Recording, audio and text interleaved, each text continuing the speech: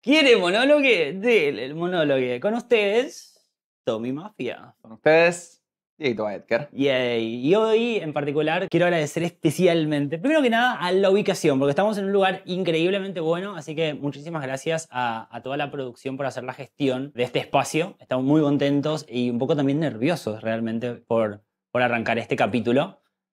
Así que bueno, me voy poniendo honesto como para también ir blanqueándolo, ir soltándolo de a poquito.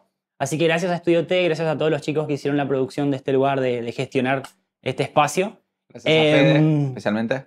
Y a toda la gente que nos acompaña capítulo a capítulo, que cada vez son más y estamos muy contentos también por eso. Y el día de hoy arrancamos este capítulo con algo inesperado un poco, con algo que no nos habíamos...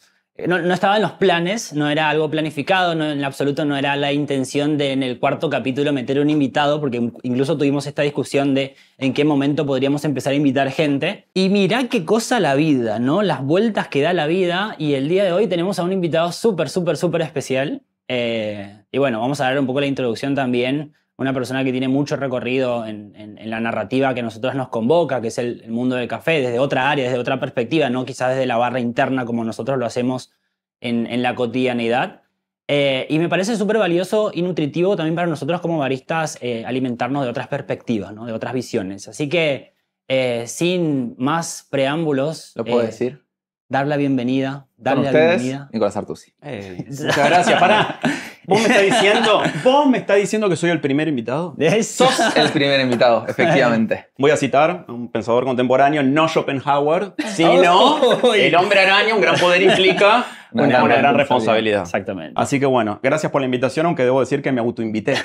Así que, Fue un poco así. no sé a quién agradecer realmente, si a ustedes o a mí mismo. O ambos. Claro, No, exacto. ambos. Hagamos un agradecimiento colectivo. Un poco el universo, creo yo, que nosotros no teníamos un poco para nada la intención, pero sin querer queriendo, lo dije fuera de cámara, nosotros prendimos la máquina y la dejamos caliente y por la temperatura que fue llevando la máquina hizo que un poco por consecuencia hoy estés acá. Así que gracias por autoinvitarte, gracias por aceptar la pregunta, ¿no? Y la inquietud nuestra de decir, che, ¿querés venir a nuestro podcast y dar tu perspectiva con respecto al tema que nosotros tocábamos en el podcast anterior, si no me equivoco, que hablamos justamente de esto de la comunicación, ¿no? Y es algo que te empapa muchísimo, te atraviesa muchísimo en la comunicación, porque sin dudas periodista, esa es tu profesión, tu oficio de main. Y nada, súper interesante también, como nosotros no somos comunicadores, somos baristas, somos meros gastronómicos, somos meros operarios dentro de un circuito, dentro de una cadena de valor como el café. Y estamos aprendiendo esto de la comunicación, ¿no? Así que, primero que nada, no sé, ¿llegaste a ver algún...? Supongo que sí, ¿no? Sí, llegué a ver. Más allá del clip. Por supuesto. Claro, si quieren podemos hacer un recuento y contar cómo llegamos hasta acá. Y hacerme cargo también, porque el clip nace de una frase mía. En el capítulo número 2 hablamos de comunicación y mitos del café. Y hablamos lo importante que es el dinamismo de la información, lo importante que es ir rechequeando y repreguntándose. Yo contaba una historia en la que dando un curso, no sé cómo estaba el clip exacto, pero dando un curso repetí una frase que había escuchado y dije, che, yo chequeé esto y a mí es el momento click de ese mito. Para mí fue ver un reel de nuestro flamante invitado y con unos ajustes de producción que tuvieron mucho que ver. Nico decidió pedir su derecho a réplica. Víctima de la producción. Miguel desde producción se hace cargo también de su parte. Nada, por suerte dio un lugar a este hermoso vínculo y Nico pidió muy profesionalmente derecho a réplica y ganas de charlar y dijimos, de eso se trata el capítulo, de conversar y de crear contenido de una manera sana. Así que acá estás y nos encanta tenerte. Bueno, muchas gracias. El clip habla de un periodista que no chequea sus datos. Y entonces ponen mi imagen en blanco y negro, que en la comunicación de internet implica que estoy muerto. Porque ¿Mirá la producción? En blanco y negro se ponen a los muertos. Primera cosa. Segunda, no me arroban. O sea, no me mencionan, con lo cual alguien los tiene que delatar. Alguien que haya visto eso tiene que decir, che, mirá lo que están diciendo de vos. Lo cual está sucediendo también. Bien. Y yo, como vos decís, con un manejo profesional de la situación, pedí un derecho a réplica. Es interesante lo que decía Diego con respecto a que yo no soy barista, porque yo tengo 30 años de periodismo, ¿no? Empecé a los 18 años como periodista. Y hace 15 inventé mi personaje, mi alter ego del sommelier de café. Empecé escribiendo una columna en Clarín. En ese momento Clarín, yo trabajaba en Clarín, tenía un suplemento de cocina, le propuse a la editora escribir una columna sobre café, después de un curso que yo había hecho en la Escuela Argentina de Sommelier, que me interesó mucho, que dieron en el año 2007 sobre café. Después tuve la oportunidad de irme a estudiar a Suiza, un curso de degustación de café y de un método que se llamaba Coffee Codex, que fue un método inventado para degustar café.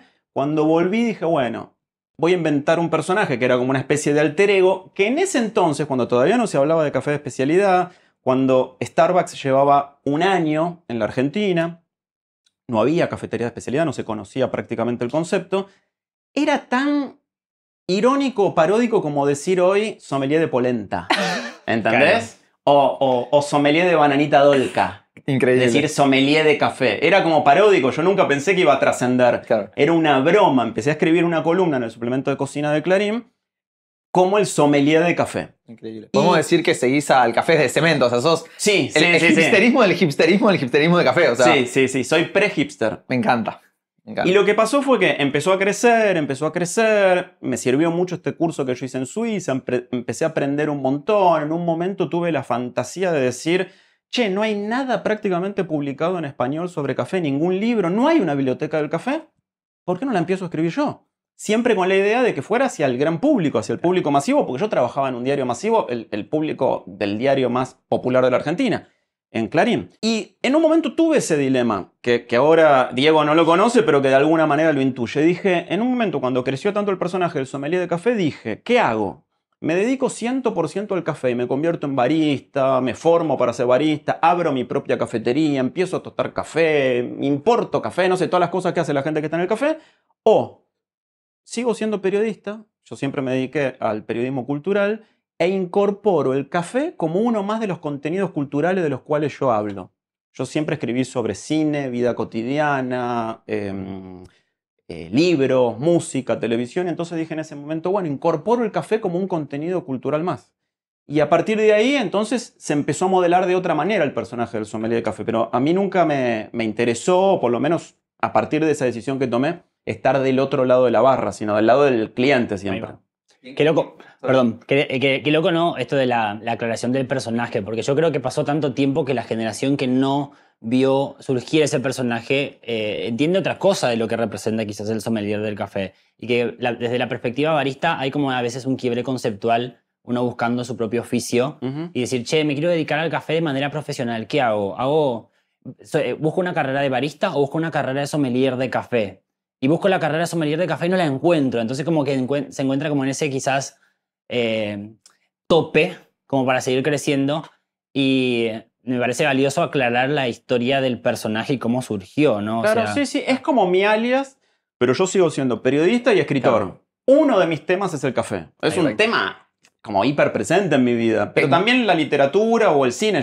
Mi primer laburo fue como crítico de cine a los 18 años. Entonces son como tópicos o temas que están muy vinculados con mi propia vida. Bueno, hay algo, creo que lo charlamos mucho fuera de cámara, en algún momento lo charlaremos también, es que el café tiene una vertical en el arte, en la escritura, en el cine. Hay algo muy fuerte que vincula el café con otras, bueno, con artes, bueno, no sé si lo podemos decir arte, charla para otro día, pero que lo vincula con el arte y es muy lindo que lo lleves así. Me llega la pregunta o la consulta de ¿cuándo sentiste que entraste en el quiebre de Bruce Banner? ¿Cuándo entraste en el che, esto está grande? Porque lo empezaste casi como un chiste. Sí, empezó como un chiste. Ya citamos al Hombre Araña y al Increíble Hulk. Y quiero decir públicamente que yo soy Team DC, no Marvel. Okay. Así que eso, empecemos también así como soy Team Tostado no Torrado, que es el tema que nos convoca, soy Team DC. Un poco la validación te la da el mercado cuando empezaron a aparecer un montón de marcas que querían patrocinarme o aparecer en mi sitio web, que ya tiene 15 años, el de Sommelier de Café. Pero también cuando después de yo haber estudiado en varios cursos, siempre como alumno, como participante, dije, bueno, voy a dar un curso yo de café, que en ese momento se dio en el primer lugar fue en Nucha de Palermo, que tenía, hoy ya no existe, hoy hay una hamburguesería. Y no, ahí está Cochinchina, el bar Cochinchina, eso era Nucha antes. Gigante era el local y se anotaron 400 personas para un curso de café. Dijiste, esto va en serio. Pero aparte estamos hablando del año 2009, 2010, 2011, ¿no? O sea, no existía ninguna de las cafeterías que existen hoy. Sí, de hecho, el café de especialidad en el mundo estaba como tomando recién inercia. Claro, yo había viajado a Australia por otro motivo, para hacer una nota para el diario, y ahí ya había visto que, viste que si uno tiene que orientarse hacia el mundo del café de especialidad, probablemente el lugar al que primero mira es Australia, ¿no? Sin duda. Australia y Nueva Zelanda. Yo ya había viajado, me había llamado mucho la atención que había lo que yo en ese entonces llamaba, antes de que existiera negro, cuevas de café, siempre lo hablamos con Fer Lozano. Y digo, ¿cómo puede ser que acá, tanto en Sydney como en Melbourne, que Melbourne es todavía más hipster que Sydney, hubiera una cafetería de especialidad por cuadra? Era una cosa de locos, hace 15 años. Y entonces empecé a dar cursos yo, a dictar cursos siempre sobre la historia del café, ¿no? La comunicación mía va más por ese lado, no por lo técnico. Claro. Y se anotaron desde chicos de 16 años, lo cual para mí suponía una revolución, creo yo, moldeada por Starbucks también, que inauguró a una nueva generación en el consumo del café. Y el alumno más grande que tuve fue un señor de 89 años, que me lo acuerdo siempre, que decía que él quería mejorar la manera de tomar café, ¿no? Que quería disfrutar más del café a los 89 años. Y entonces ahí fue cuando yo sentí que se había como convertido en otra cosa. El arrastre que tenía, y después cuando salieron los libros, bueno, ahí ya fue como medio definitivo, porque el primer país fuera de Argentina donde se editaron mis libros fue Colombia. Y entonces, no solo eso, sino que lo fui a presentar al festival AI, que es como el festival de literatura más importante de Iberoamérica, en Colombia. Y entonces me dijeron, mira, no sé si te vas a animar, pero bueno, es en un teatro, estaba lleno, repleto de gente, y me dijeron, como para que no me achique, me dijeron, es como si un colombiano viniera a Argentina a hablar de asado. A hablar de asado. Claro. Exacto. Claro. Vos no te asustes. Y entonces ahí yo fui, mi superpoder es la impunidad.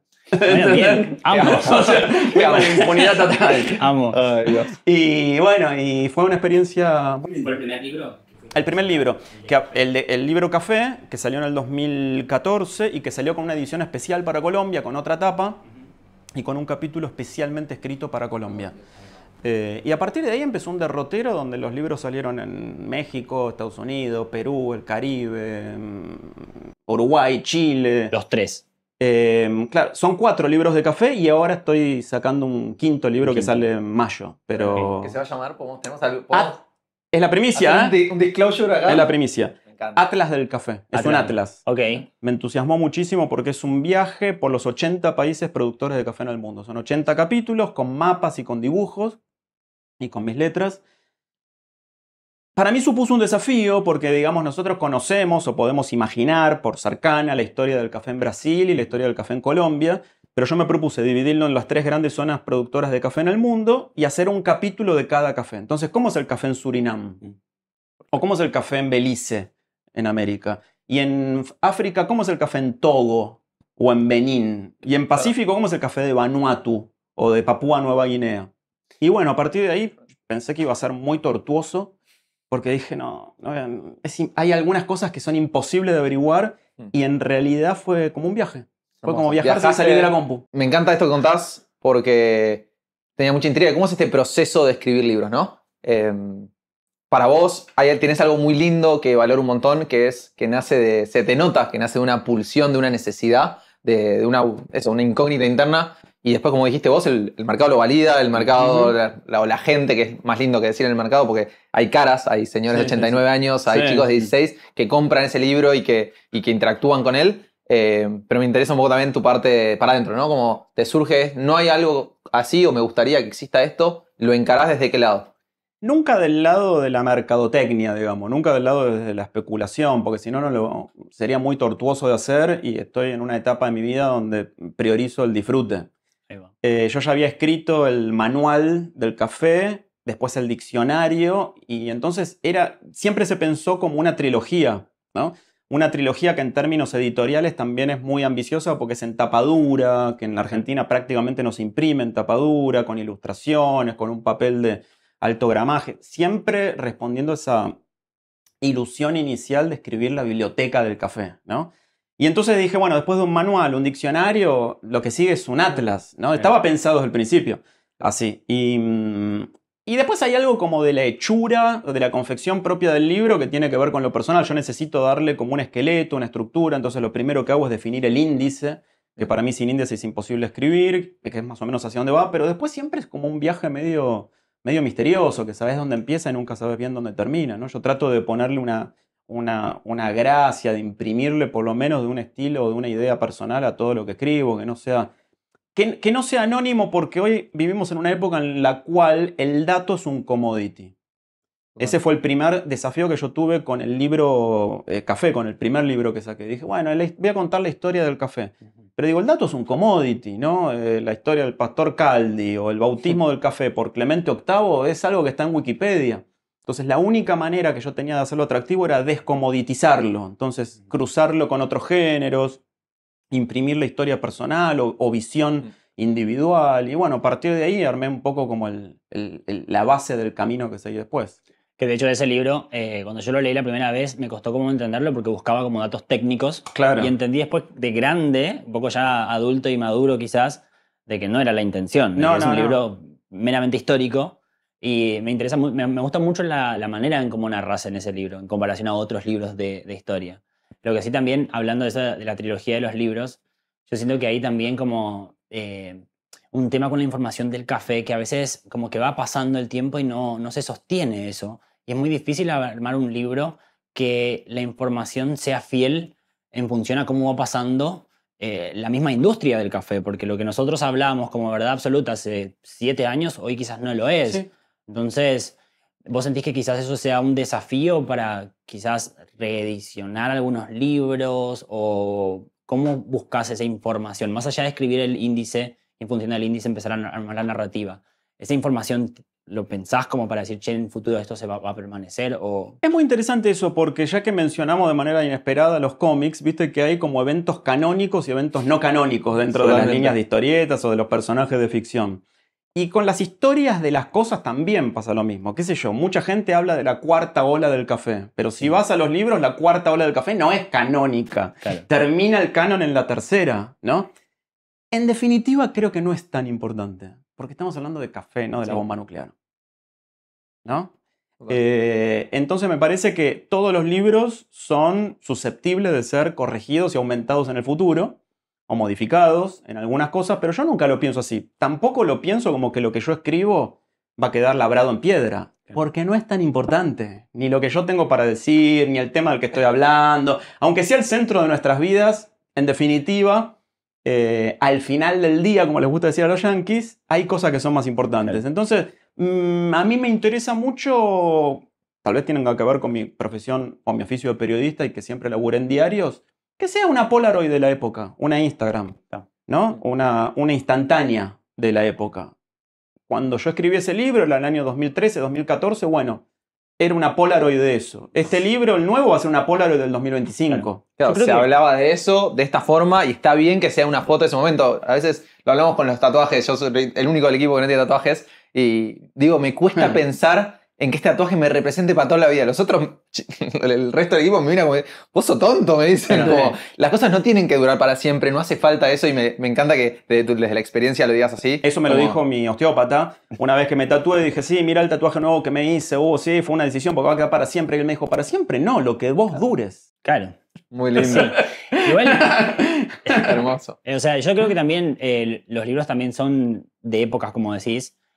Y no creo que haya tanto problema en ese sentido con los libros históricos, pero quizás sí hay ese tipo de problemas con libros quizás técnicos. ¿Sí? O sea, yo no soy tanto de armar dramas con una historia contada de una época particular. Pero sí quizás cuando la gente, y esto me pasa a mí, porque para mí sí es importante leer un libro de un referente de café, porque mucha gente lo toma como algo absoluto quizás. Entonces yo veo una información y aprendo esa información y me lo llevo como una verdad absoluta. Y vos sabés que parte de lo que yo traigo también, o sea, porque tengo los 3 libros, o sea, tengo el manual del café, tengo el diccionario del café y tengo el café, y también tengo un libro que es Pensar con otros, del Gato y la Caja, que es una editorial también de acá. ¿Lo tenías por ahí? Sí, ¿no? Sí, está por ahí. Que es justamente como que más allá de... No quiero usar la palabra culpabilizar al autor de lo que escribe, sino que también darle responsabilidad a la persona que lo lee de buscar esa información y de revalidarla, ¿no? que es algo que falta en la generación nueva de cómo asocia informaciones que está recibiendo, ¿no? Lo que En el pasa es modelo que tanto educativo. la técnica como la ciencia, ya que mencionas al gato y la caja, son disciplinas de la evidencia, de Sí. evidencias. Y las evidencias se van superando. Así como hace 500 años la mayoría de la gente pensaba que la Tierra era plana como un plato playo y que estaba sostenida por 4 tortugas gigantes, y después hubo evidencias de que eso no es así, aunque esa evidencia hoy se discuta, toda la evidencia es superada por otra evidencia, y tanto la ciencia como la técnica responden a eso.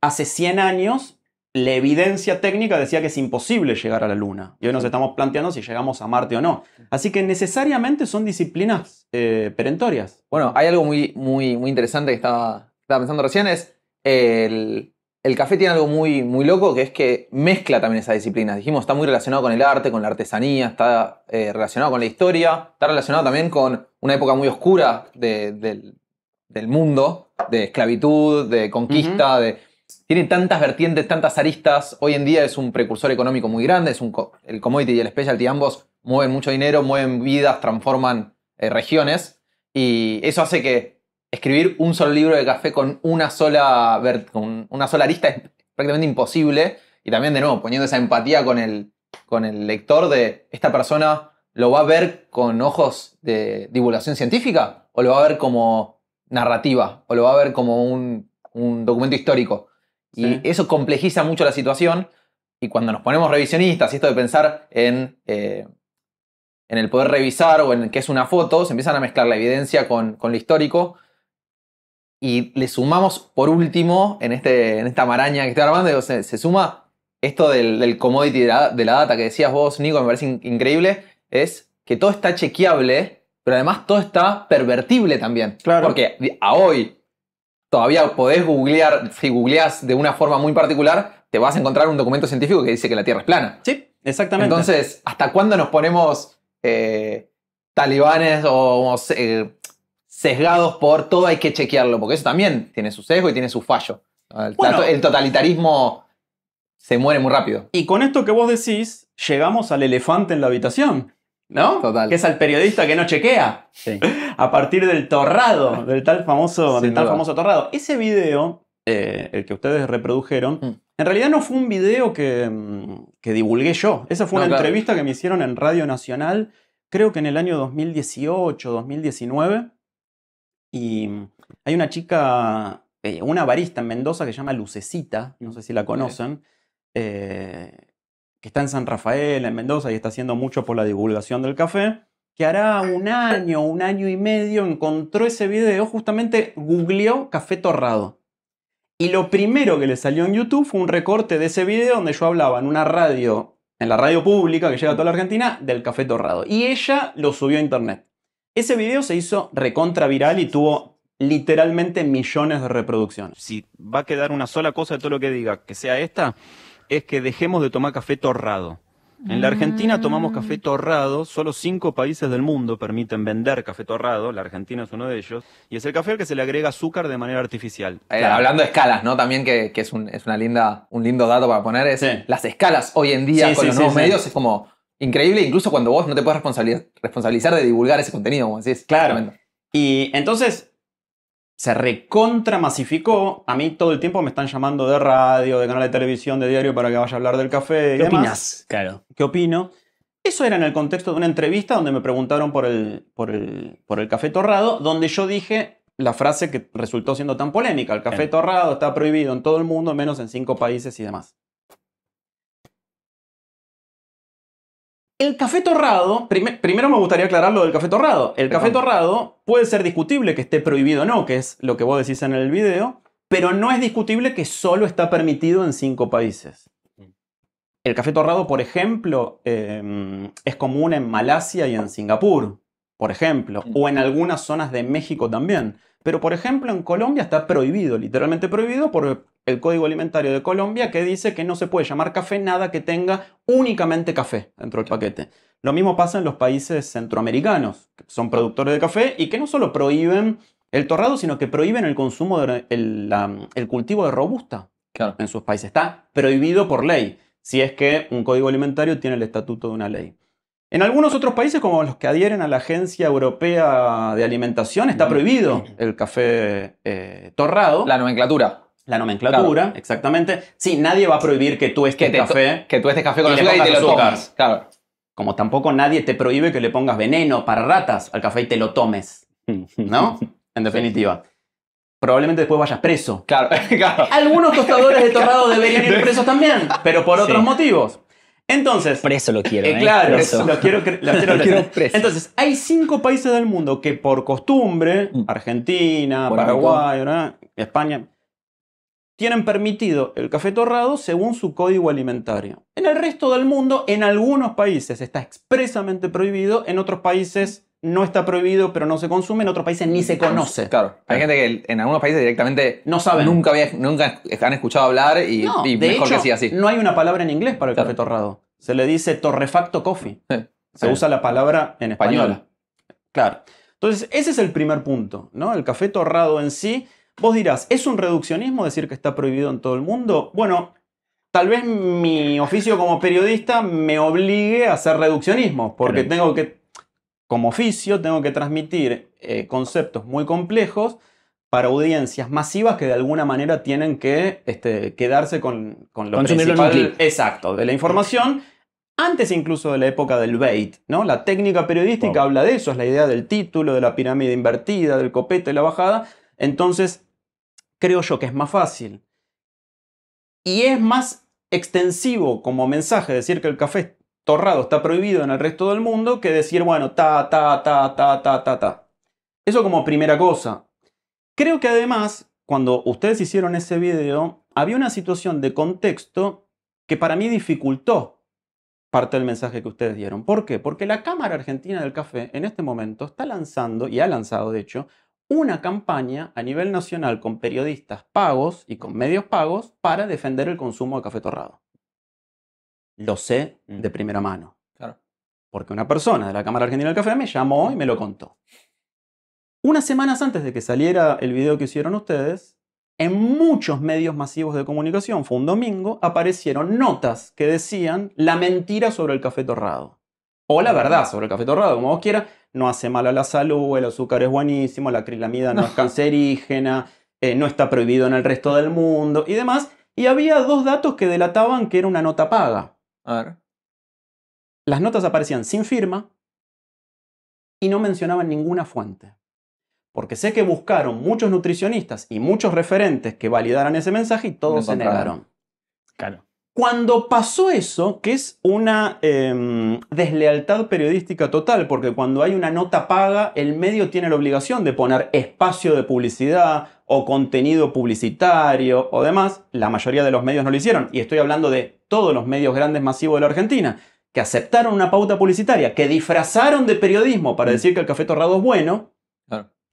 Al poco tiempo de eso salió tu video diciendo, no es verdad que está prohibido en todo el mundo. Total. Con lo cual dije, no contribuye. Además, más allá de lo personal. Total. No contribuye el video que hicieron ustedes. Y como tercera cosa, hablé hace un rato también de la deslealtad de ponerme como imagen del periodista que no chequea, sin mencionarme, además. Es lo peor que le puedes decir a un periodista. Y acá viene el momento Samid, donde digo, usted se tiene que arrepentir de lo que dijo, Mauro Viale. Uy, encima la familia Viale que está tan cuestionada en este momento, Dios mío. Uy, este video va a ser... Sí. Saquemos a la familia Viale del medio. Porque la esencia del periodista es chequear, es el ABC de mi trabajo. Sin duda. Te pongo ejemplos concretos. El otro día estoy caminando por un barrio, cerca de mi casa, y me dice... Un vecino me dice, ¿vio el local ese que está en alquiler? Sí, van a abrir una cafetería negro nueva. No me diga, sí, en la calle Gascón. Ah, qué bien, no sé qué. Yo tengo un newsletter de café que sale todos los jueves con noticias del mundo del café. ¿Qué hice? Lo llamé al dueño de Negro, a Fernando Lozano. Le dije, che, Fer, ¿es verdad que van a abrir una cafetería en la calle Gascón? Sí. Ah, ¿y me podés contar algo más? Sí. Perfecto. Y lo escribí, lo publiqué y salió hace 2 jueves.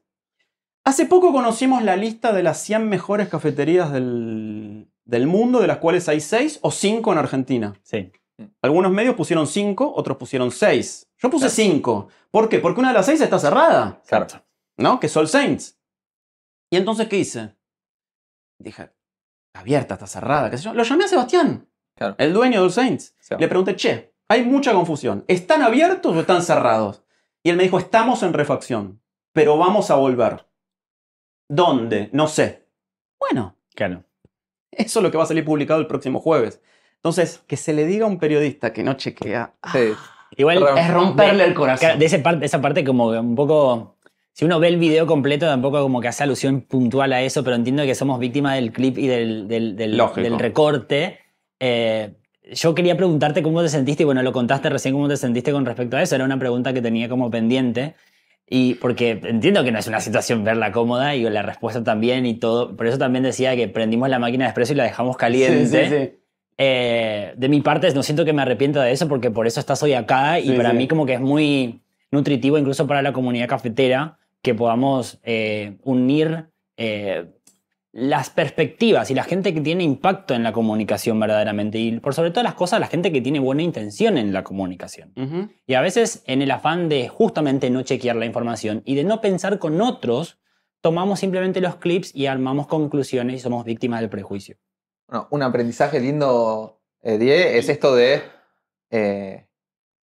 como la frase lost in translation del inglés, como lo que se pierde en la traducción, lo que se pierde en la reducción, esto que decías del Sí. reduccionismo, de no puedo escribir un título de que el título de una nota sea un párrafo de 150 palabras, tampoco puedo poner que el título de un podcast sea una frase de 40 palabras. Diego, esta es para vos. Claro. Entonces, Es que yo sé que son pegadizas, entonces yo me lo abrazo vos y... querés que Acereje sea el título. Y yo pienso que eso es influenciable, entonces puedo influenciar con mira lo que se avecina a la vuelta de la esquina que vengo yo rumbeando. Es un No gran vas- título, debo decir. Bueno, ves, Un tengo el gran segundo título. voto, el voto que me faltaba lo tengo acá, chicos. No, Nicolás, es ahora lo interesante lo que pensamos. vos decís de la buena intención. Total. Yo Ahí trato va. de manejarme. Me equivoco, como todo el Sin mundo. duda. Pero si vos agarrás mi Instagram, que tiene cantidad de marcas de café, grandes, medianas, chicas, todas tienen abajo la leyenda contenido patrocinado. Porque para mí es un código de ética para con el lector avisarle que le estoy recomendando una marca de café porque esa marca me pagó para que yo la recomiende. Claro. Está perfecto. Cosa que en internet muy pocas personas hacen o muy pocas personas blanquean. Total. Cuando es contenido editorial, es contenido editorial. Cuando es contenido publicitario, yo aclaro, contenido patrocinado. Está bueno. Yo estoy recomendando esta marca de café porque esta marca de café me pagó para que te diga, yo tengo mis límites. Yo, por ejemplo, no recomiendo café instantáneo, porque no me gusta, porque no quiero mentir y porque por suerte puedo permitirme esa diferencia. No recomiendo café torrado y demás.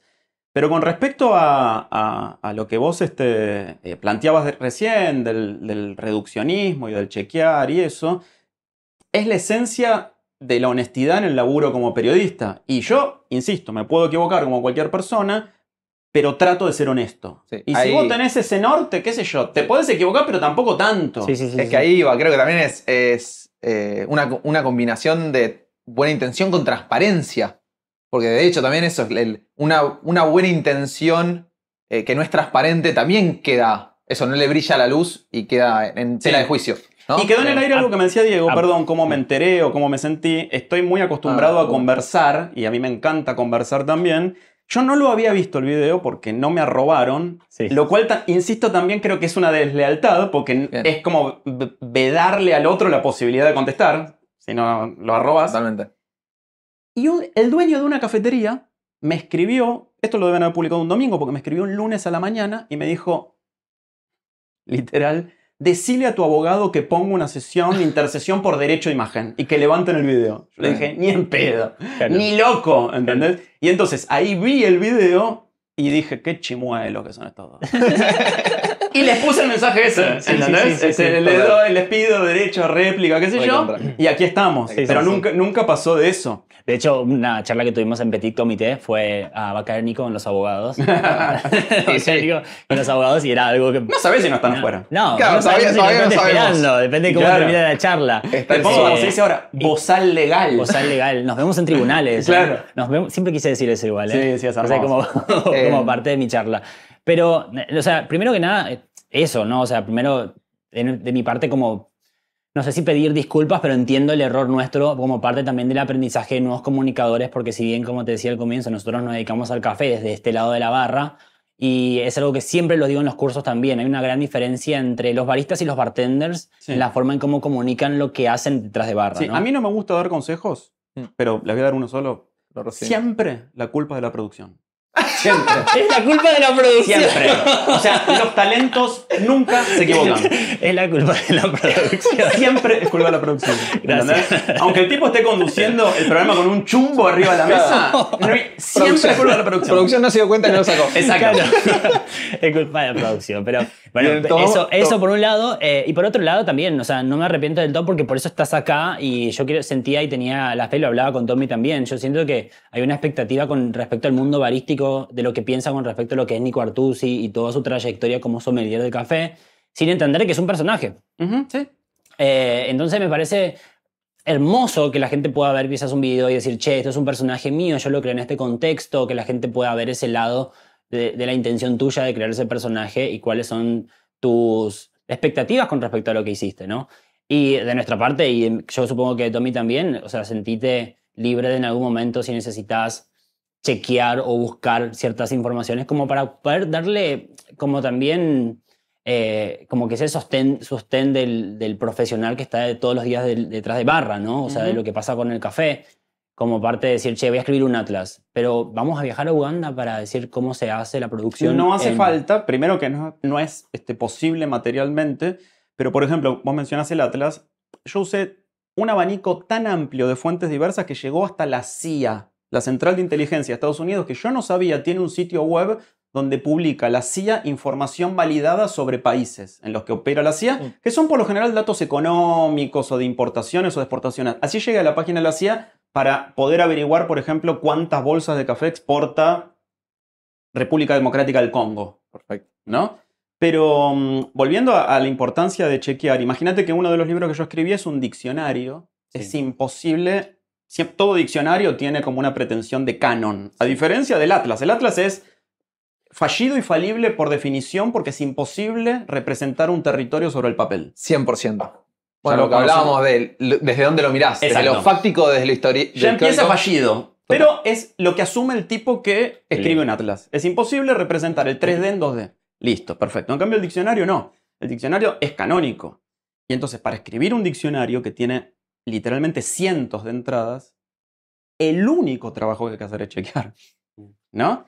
Y con múltiples fuentes, desde la Real Academia Española hasta libros técnicos que están publicados en inglés. No es mi trabajo porque no tengo yo las herramientas, ni las herramientas prácticas ni intelectuales, te diría, para hacerlo. Pero ojalá en el futuro haya libros técnicos en español también. Buenísimo. Yo no lo puedo hacer, pero ojalá haya quien surja y lo haga. Hoy por hoy eso no existe. Y creo que el café, viste que se dice que del fútbol es la cosa más importante de todas las cosas menos importantes. Bueno, nosotros lo podemos adaptar al café también, ¿no? De todas las cosas poco importantes es la más importante para nosotros. Ojalá haya libros y más fuentes que nos permitan aprender, conocer, formarnos y demás. E incluso contrastar información. O sea, mi tema no es ni con el café, el libro café como tal, ni con el diccionario como tal, porque entiendo el formato de entradas, pero quizás con un manual de preparación de café, en donde hay una bajada de línea de cómo se prepara ciertas cosas, como que quizás, bueno, también es responsabilidad de ambas partes. Vos das tu opinión quizás con respecto a cómo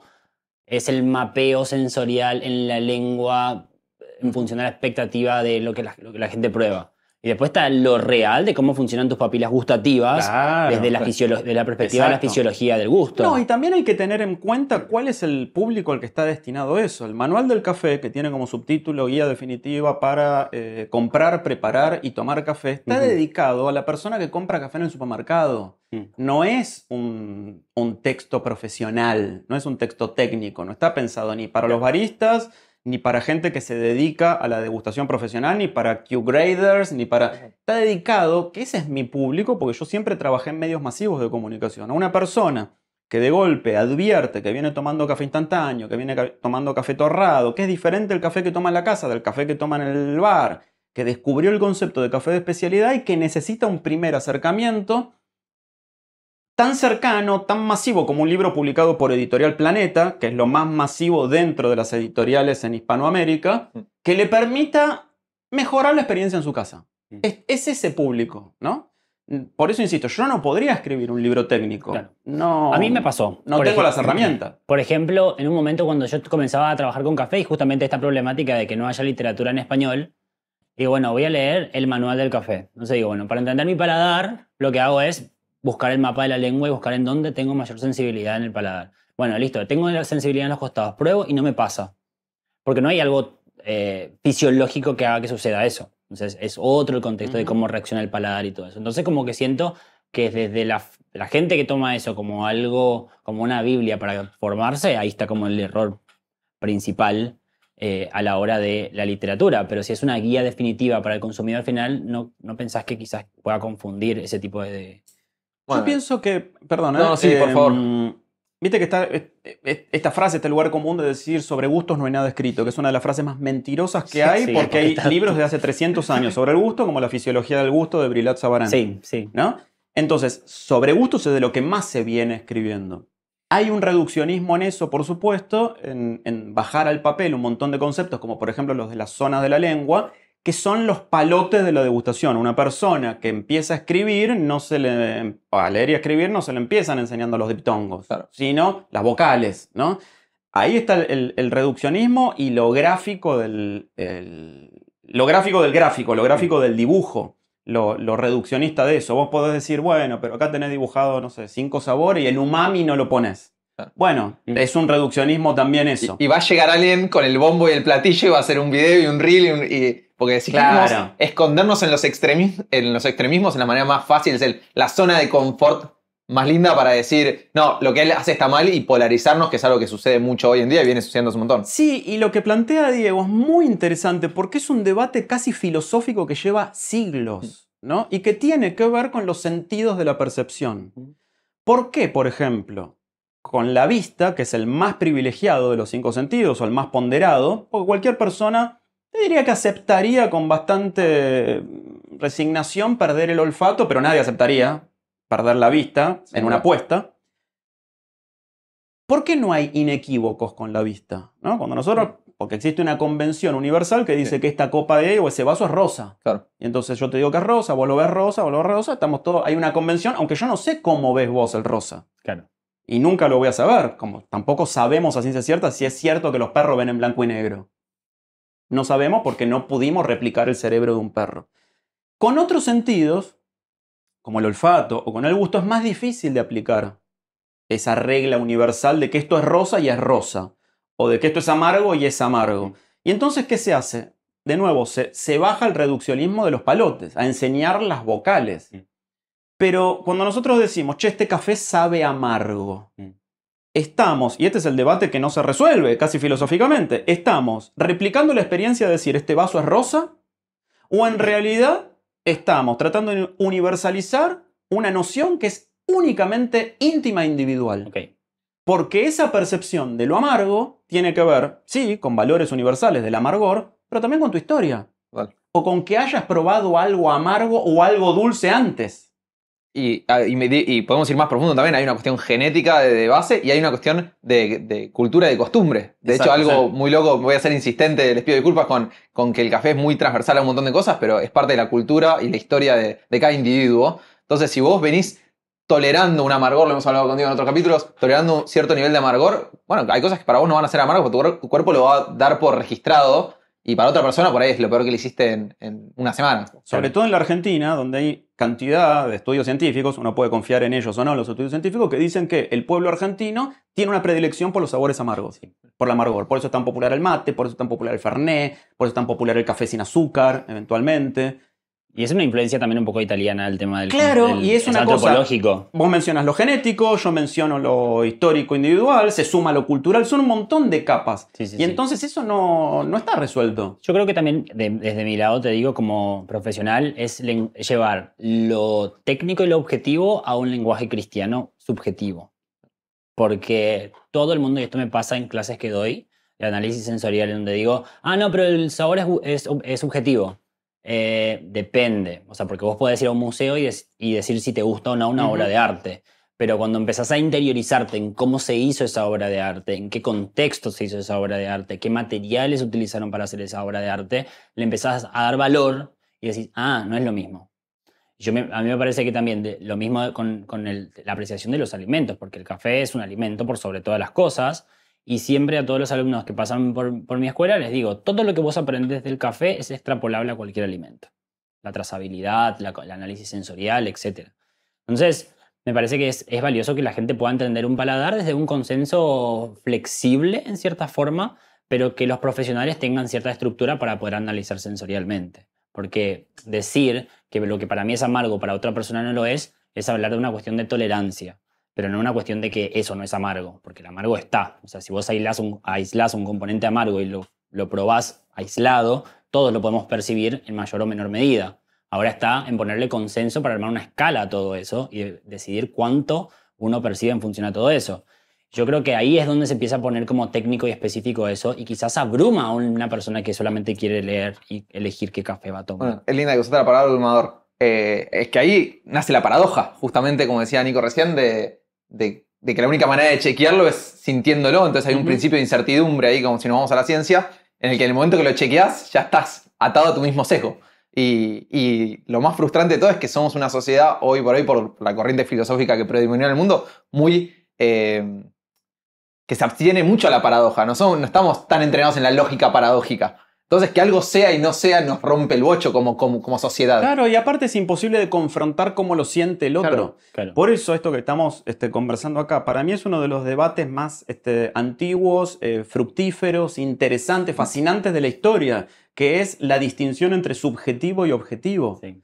Y con los sentidos, justamente es donde más se evidencia esa imposibilidad de llegar a una conclusión. Sí. Tal vez con la vista, insisto, sea más fácil, aunque es imposible comprobar si vos ves ese rosa de la misma manera que lo veo yo. Sí. Y es un ejemplo que nos permite entender o extrapolar acerca de, que también es imposible, como decimos, evaluar si ese amargor del café que nos acabamos de tomar lo percibo yo de la misma manera que lo percibe él o que lo percibís vos. Porque es un acuerdo social, al final de cuentas. Entre una de las múltiples capas que tiene, exacto. Bueno, pero yo siempre hago preguntas cuando trato de...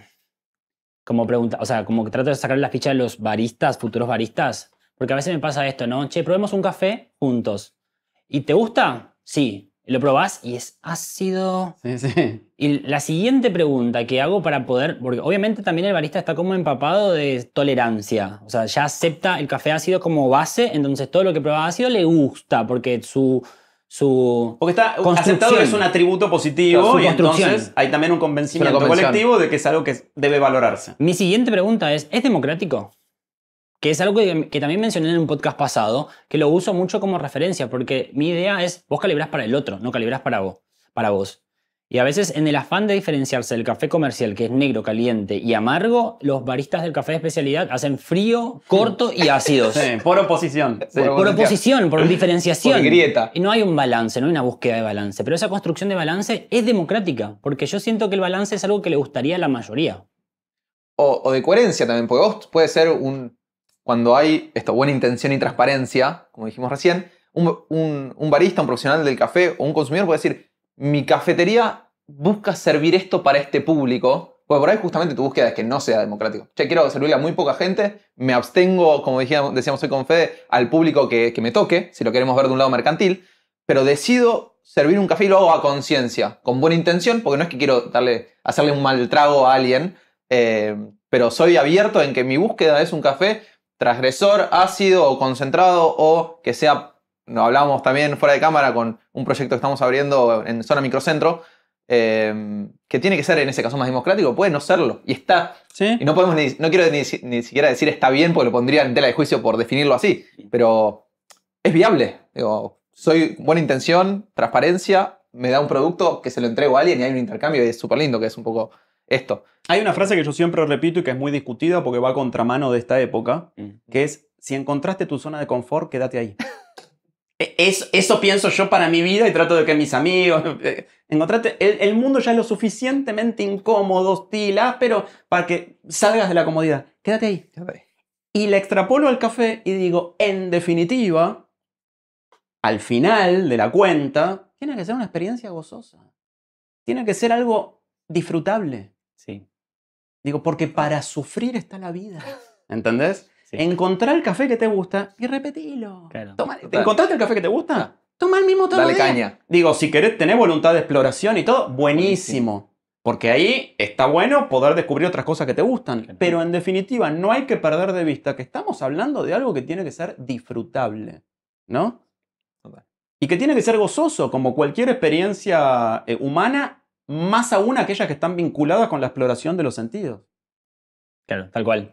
Yo siento que esta búsqueda del disfrute, redefinir la capacidad de disfrute es el mantra con el cual siempre termino los cursos de barista que doy, porque hay baristas que van y yo me voy desde lo filosófico hasta lo técnico y específico en las clases.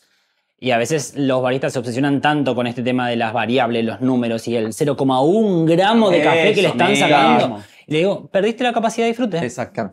Y cuando perdiste la capacidad de disfrute, perdiste el motivo por el cual viniste a un curso de café, que era hacer café más rico. Y ahí es cuando decimos, chico, no es Oppenheimer. Total. Estamos haciendo café, ¿no? La bomba atómica. Sí. ¿No? Sí. Entonces, y este café, porque está mal calibrado, por lo que fuere, salió mal, haces otro. Claro. Sí.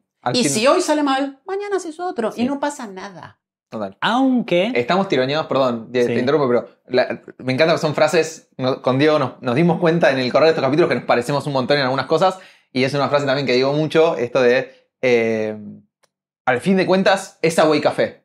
Pero Eso ese mismo, poquito de sí, agua y exacto. café le puede arruinar un día a una persona, Sí. y no sabemos por efecto, Sí. O puede mejorárselo. o mejorárselo. Entonces, por efecto mariposa, es esa tensión entre es una pavada Sí. o es una cosa muy efímera, mundana, muy ordinaria, no, No, de no. ordinario, sino de que no es... Aún a riesgo de repetir, Del orden. es lo más importante de lo menos importante. Claro.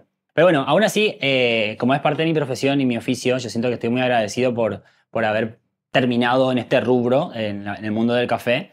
Entonces me lo tomo muy en serio. Entonces todo lo que veo, leo relacionado al café, siempre lo evalúo y lo juzgo en cierta forma, en el buen sentido, para decir, che, ¿es válido o no es válido? Pero porque aparte yo también me siento como responsable y parte de comunicador dando clases. Ujú. O sea, siento que estoy formando gente a un oficio, a una profesión. Entonces yo trato siempre de ser responsable y tratar de las cosas de las que no estoy seguro, por lo menos tener ese compromiso. Y está bueno de que buscar hagas la esta distinción, información. porque para el 99,99% del público no es así. Solo quiere pasar un buen rato. Sí. Solo quiere que le traigan el café más o menos como le gusta. Hablábamos antes de empezar del capítulo del nazi de la sopa, de Sí. Seinfeld, ¿no?